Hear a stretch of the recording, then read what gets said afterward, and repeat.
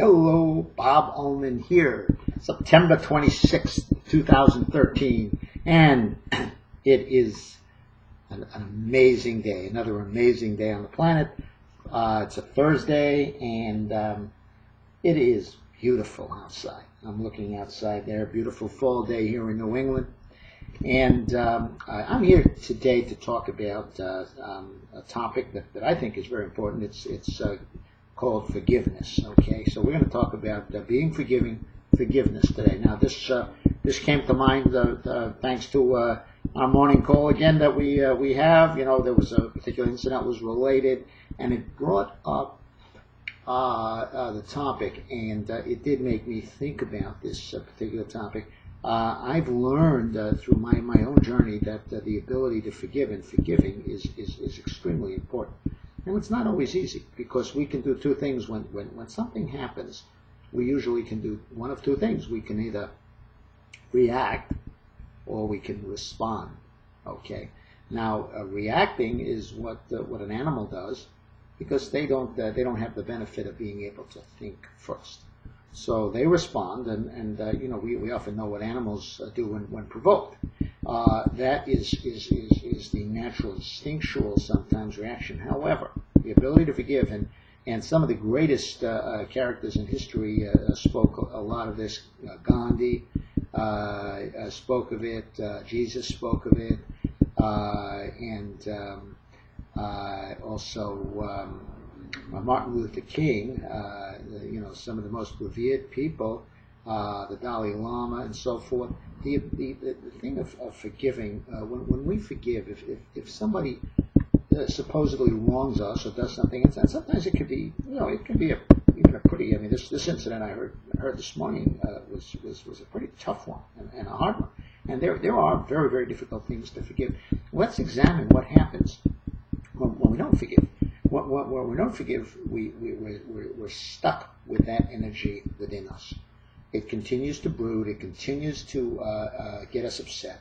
We think about it. We keep on thinking about negative stuff. And what happens, as we all are learning, what happens when we think of negative things? We get more of the same. The universe is all too happy to comply. So on the other hand, when we can forgive, when we can let it go and understand, sometimes it takes a lot of understanding.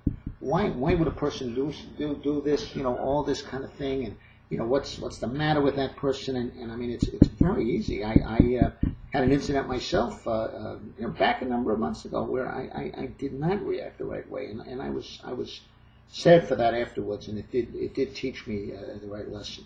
Okay, and in most cases, I really you know, and again, because we all have to exercise this. This is one of the toughest ones of all. When something, you know, sometimes it's easy to forgive people when they do things to someone else. When they do them to you, it's not as easy. So the thing is, if we can forgive, we can let it go. We can get it. We release that energy. We're forgiving for ourselves. That's what we do, the forgiveness. We also have to be able to forgive ourselves when we make mistakes, because we're all going to make mistakes. But mostly it's letting go. It's the ability to let go of that energy, that stuck energy. As far as the way the universe works, you know, people that do truly bad things to other people, or make, you know, or put a lot of bad energy out there, well, the universe takes care of that regardless. That gets taken care of, because what people put out, the way it works, they get back. Okay, so it always works that way. And I, generally speaking, when and you know, the more successful we are in anything, the more people we're involved with in our lives, the more you're going to run into these type of people that, well, we sometimes call them haters. Okay, people that just, you know, give you a hard time.